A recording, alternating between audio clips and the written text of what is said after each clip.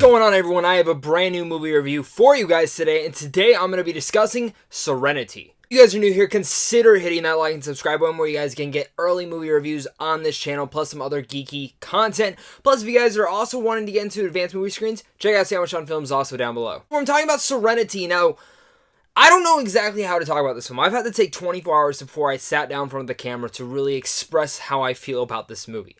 Serenity is a unique experience, and that's something that I can hands down give this film. It is one of the most unique, bonkers, and experimental ideas that have been out there for a while. Something I can always appreciate from the director and writer of this film, Stephen Knight. He's made Taboo. He's made Peaky Blinders on Netflix, the most underrated Netflix show right now. He was also director and writer of Locke, starring Tom Hardy, which that film takes place all in a car of just Tom Hardy driving.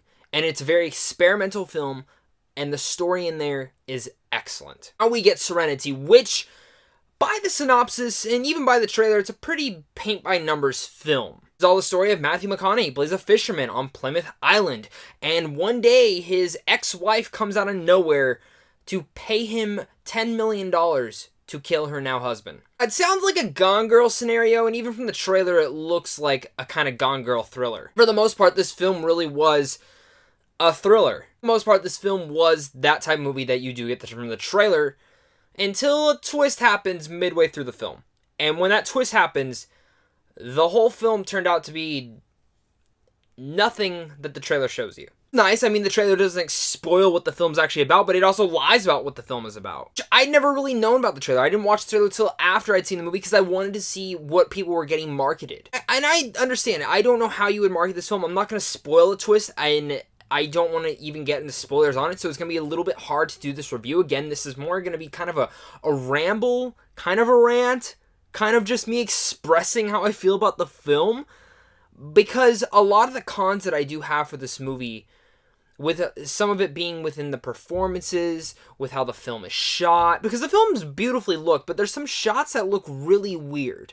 And I'm just like, I don't get that. And some certain story details with some of the side characters in here, where I'm like, how does that character know that detail? But once that certain moment in the middle of the film happens, everything kind of went away. I was kind of like, okay, that actually explains every little detail in this film. To even the performances from Matthew McConaughey and Anne Hathaway themselves. Now, Matthew McConaughey and Anne Hathaway are Oscar-caliber actors and actresses. I love them both. Performances in here, for the most part, if it wasn't for the twist, I would have been like, man, Matthew McConaughey, what is he doing? And same with Anne Hathaway, she's pretty much being a porn star. But then that part in the middle of the film happens, and I'm like, well, I can kind of see why the director would have them playing their characters like this, in this one-dimensional type of scenario. Again, it's so hard to talk about this film without spoiling it, but man, I think you guys are wondering, did I like this film or did I not? Well, I'll put it this way. This is, for me, a film that shoots for the stars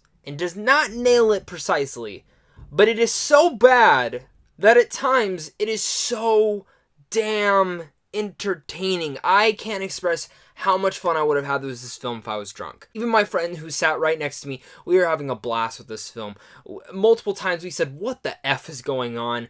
Multiple times he would look over and I was in tears from laughing. I almost had to walk out at one point because I was about to legit get loud from laughing. That's what this type of film came off as for me. I was laughing my ass off the whole entire time in this film. There's one sex scene in here that I lost it.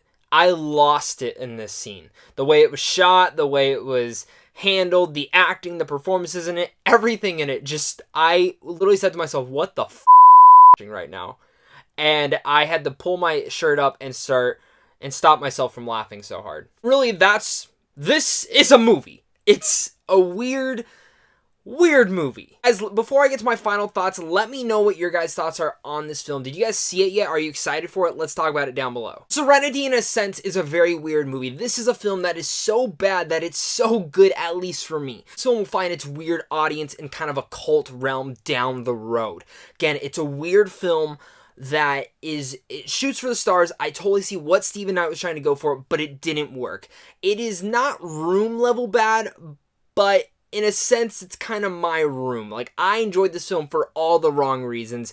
I think it is worth seeing because of not just the twist, because it's not anything mind-blowing, but it really is just worth seeing to have fun, get your friends, get drunk, and go see this film and enjoy it. I feel bad for, like, someone who doesn't watch reviews and saw the trailer and was intrigued, Matthew McConaughey and Hathaway, and they went to see this film, and they're gonna walk out being like, what the hell did I just watch? I don't know exactly how you would have marketed this movie, per se, without spoiling what it's actually about, but I think with some rewrites, you could have easily made this subject and what the story is going for a little bit better and maybe tinkered throughout it. I will even say, again, even though I didn't have that many cons for it because I understand what the director is going for and I didn't think what he was going for worked overall, one of my big cons with the film is it is way too damn long. And it felt that in some of the pacing towards the middle half of the movie. And I don't necessarily know what to say about this film. I don't even know exactly what grade to give it. But if I'm going to have to give it a grade as a pure film, I'd give this movie a C-. If